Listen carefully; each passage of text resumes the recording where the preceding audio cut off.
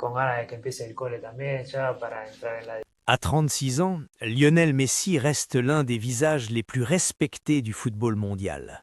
Pourtant, derrière cette image de génie discret, se cache un homme qui a parfois été poussé à bout.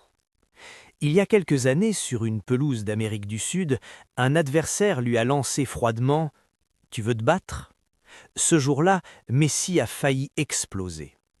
Mesdames, messieurs, ce soir, nous allons explorer une vérité méconnue, l'autre côté du mythe Messi. Des confrontations glaciales avec Cristiano Ronaldo aux tensions internes avec ses propres coéquipiers, le parcours de l'Argentin est aussi semé de blessures silencieuses et de batailles étouffées. Pourquoi un homme si réservé a-t-il accumulé autant d'ennemis en silence? Quelles blessures n'a-t-il jamais osé exposer au grand public? Et surtout, que nous dit tout cela sur le prix réel de la grandeur? Né le 24 juin 1987 à Rosario, en Argentine, Lionel Andrés Messi n'a jamais été un enfant comme les autres. À l'âge de 11 ans, on lui diagnostique un déficit en hormones de croissance. C'est cette faiblesse physique, paradoxalement, qui forgea la détermination d'un futur roi du ballon rond. Quand d'autres doutaient, il rêvait. Et quand son pays ne pouvait plus soutenir son traitement, c'est le FC Barcelone qui tendit la main à condition qu'il rejoigne l'Espagne. À La Masia, le centre de formation du Barça, Messi a appris à survivre loin des siens. Son accent argentin, son mutisme naturel et sa petite taille le rendaient presque invisible aux yeux des autres jeunes.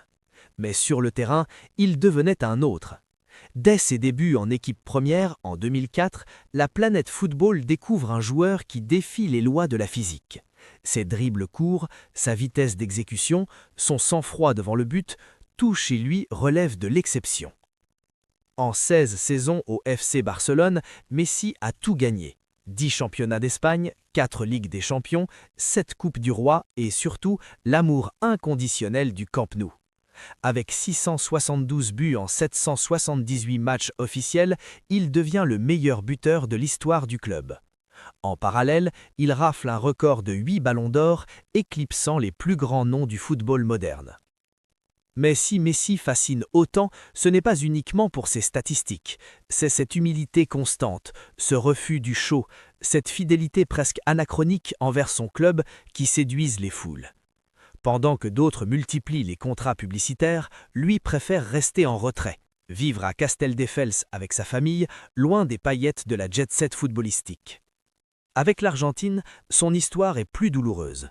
Longtemps critiqué pour ne pas briller en sélection comme en club, il accumule les défaites en finale. Copa América 2007, 2015, 2016, Coupe du Monde 2014. Certains médias argentins l'accusent alors de ne pas chanter l'hymne, d'être plus catalan qu'argentin. Ces critiques le poussent même à annoncer sa retraite internationale en 2016 avant de revenir, bouleversé par l'élan populaire qui l'encourage à continuer. En 2021, il remporte enfin la Copa América. En 2022, il touche le Graal, la Coupe du Monde. Dans les rues de Rosario comme sur les Champs-Élysées, des millions de personnes célèbrent le couronnement de cet homme que certains n'osaient plus appeler El Diez. Il est désormais l'égal de Maradona ou presque. Car derrière ses exploits se cache une part d'ombre. Peu de gens savent que Lionel Messi ne s'est jamais totalement remis de certains silences, certaines blessures, certaines confrontations. Des coéquipiers qui cessent de lui parler sans explication, des adversaires qui l'humilient sur le terrain, des journalistes qui insinuent des trahisons, tout cela il l'a encaissé, en silence. Jusqu'à ce que certains incidents révèlent un Messi inattendu, dur, froid, cassant. C'est cet autre visage que nous allons maintenant découvrir, celui d'un génie contraint parfois de sortir les griffes. Longtemps, Lionel Messi a été vu comme le contraire de la polémique. Pas un mot plus haut que l'autre, pas une interview déplacée, pas de clash en public. Mais cette façade, aussi parfaite soit-elle, ne pouvait masquer les tensions qui, peu à peu, se sont accumulées dans l'ombre. La rivalité la plus scrutée, la plus disséquée, la plus alimentée par les médias reste celle avec Cristiano Ronaldo. 2 icônes, 2 philosophies, 2 égos dans un même siècle. Officiellement, ils se respectent. Officieusement, plusieurs livres affirment que Ronaldo, dans les coulisses du Real Madrid, aurait lancé des piques sarcastiques sur la personnalité froide de Messi, voire sur sa manière de se comporter dans les vestiaires. Messi, fidèle à lui-même, n'a jamais répondu publiquement, mais dans les classicos, son regard disait autre chose. Pas de haine, mais un besoin viscéral de dominer. Il y a aussi ces moments où la tension a débordé en pleine lumière. Le 18 novembre 2019, lors d'un match Uruguay-Argentine, la planète assiste à une scène surréaliste.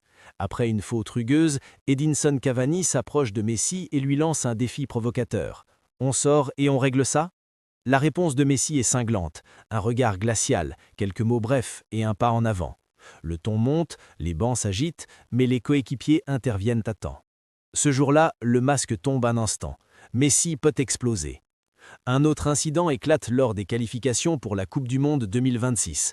Face à l'Uruguay, une fois encore, Manuel Ugarte, jeune milieu de terrain fougué, ose mimer un geste de bouche bavarde à l'encontre de Messi, insinuant qu'il parle trop. Messi s'approche, impassible, puis lâche une phrase lourde de sens. « Apprends à respecter ».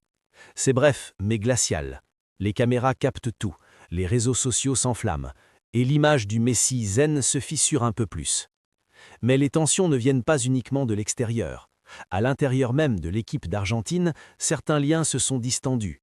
Leandro Paredes, longtemps considéré comme proche de Messi, avouera plus tard dans une émission argentine qu'une mésentente non résolue les avait éloignés. « On ne s'est pas parlé pendant des mois », avoue-t-il. « On s'entraînait ensemble, mais il y avait ce froid. » Un froid qui, pour certains, venait du fait que Messi n'oublie pas facilement certaines attitudes perçues comme des trahisons.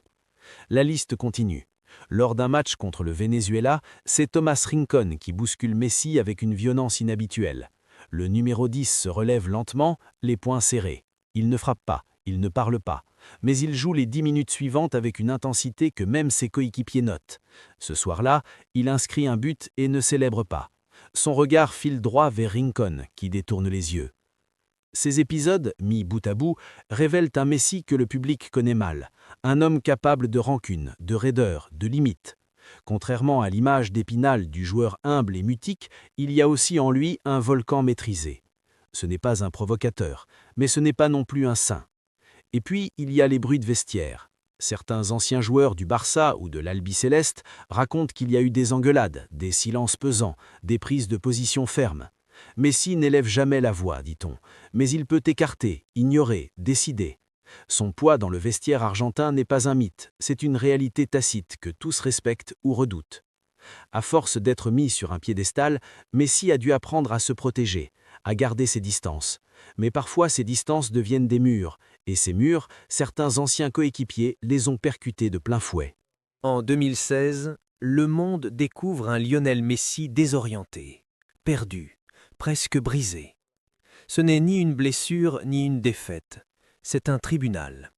L'icône planétaire est condamné pour fraude fiscale à 21 mois de prison avec sursis et une lourde amende. Aux côtés de son père Jorge, il est accusé d'avoir dissimulé plus de 4 millions d'euros de revenus liés à ses droits à l'image. Pour la première fois, Messi fait la une non pas des pages sportives, mais des colonnes judiciaires. Ce choc médiatique est immense.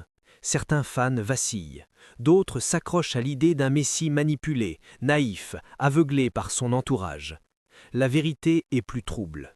Durant l'audience, Messi admet ne pas tout comprendre à ses finances. « Je signais ce qu'on me disait de signer ».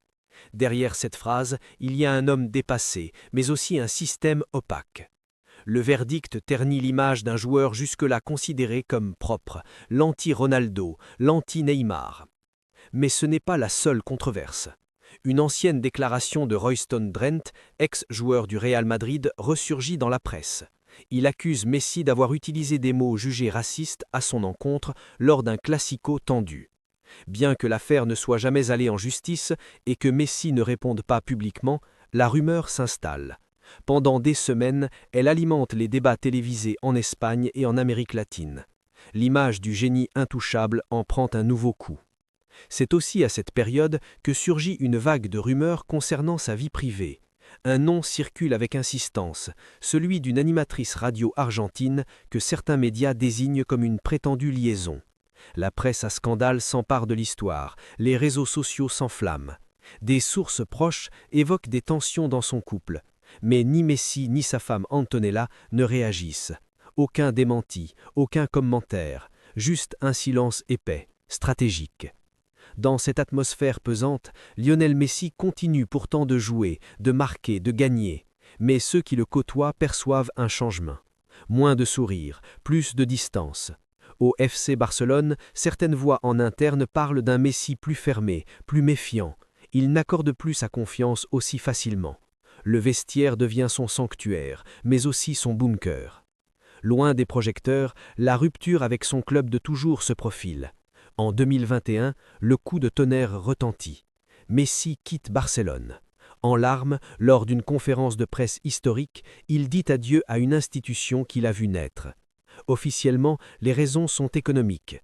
Officieusement, certains parlent de promesses non tenues, de tensions souterraines avec la nouvelle direction. Le départ vers le PSG, malgré les millions, ressemble plus à une fuite qu'à un choix. Même à Paris, le climat reste trouble. L'adaptation est difficile. Les supporters, habitués à d'autres styles de leadership, peinent à comprendre ce joueur discret, presque invisible hors terrain. Des sifflets retentissent au Parc des Princes, chose impensable quelques années plus tôt. Dans les tribunes, certains murmurent « Il n'est pas l'un de nous ». Cette accumulation d'épisodes, fiscaux, médiatiques, relationnels, révèle une facette insoupçonnée de Lionel Messi, celle d'un homme écorché par les attentes, constamment jugé, rarement défendu. S'il a construit une carrière sur la retenue, le silence et le génie pur, il n'a jamais pu échapper aux mécanismes impitoyables de la célébrité. Car même les légendes, lorsqu'elles sont trop parfaites, finissent par devenir suspectes. Le 16 novembre 2023, au stade La Bombonera, lors d'un match qualificatif crucial pour la Coupe du Monde 2026, l'Argentine affronte l'Uruguay. Ce soir-là, la tension est électrique, presque irrespirable. Lionel Messi, capitaine, est au centre du jeu comme toujours, mais quelque chose cloche. À la 68e minute, Manuel Ugarte, milieu uruguayen de 22 ans, se permet un geste moqueur. Après une faute sifflée, il mime une bouche bavarde avec ses doigts, visant directement Messi. Ce dernier s'approche lentement, le regard fixe. Il ne lève pas la voix, mais ses mots claquent. Apprends à respecter. Le ton est tranchant, sans appel. Plusieurs joueurs s'interposent. L'arbitre distribue des cartons. Le public hurle. Mais quelque chose vient de se rompre. Après le match, face au micro, Messi ne cherche pas à apaiser. Au contraire, devant les caméras de TIC Sports, il déclare « Ce gamin doit apprendre. Ce n'est pas sa faute. C'est l'éducation qu'on lui a donnée là-bas, dans ce vestiaire. » Une phrase à double tranchant, une critique frontale envers l'équipe d'Uruguay, mais aussi un écho amer à ses propres souvenirs de jeunesse, à ses années de solitude, à cette méfiance enracinée au fil des trahisons. Dans les jours qui suivent, les réseaux sociaux s'emballent. Certains applaudissent ce Messi plus direct, plus humain. D'autres s'indignent. Où est passé le gentleman ?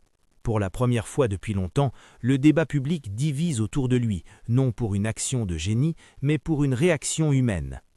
Et pourtant, ce soir-là, une image restera.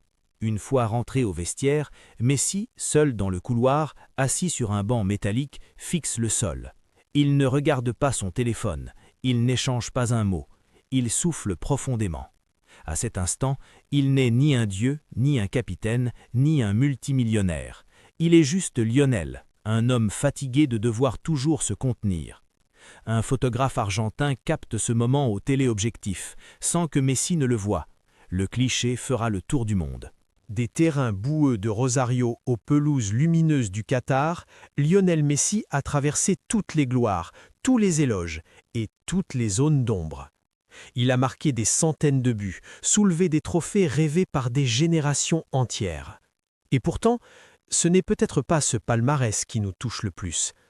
C'est sa fatigue. C'est ce moment suspendu, assis seul dans un vestiaire, que des millions de fans n'oublieront jamais. Un instant brut, sans filtre, sans médaille. Un homme confronté à ses propres limites, à ses propres colères. Messi n'a jamais cherché à être parfait. Il a été construit ainsi, par nos attentes, nos fantasmes. Mais il est resté profondément humain.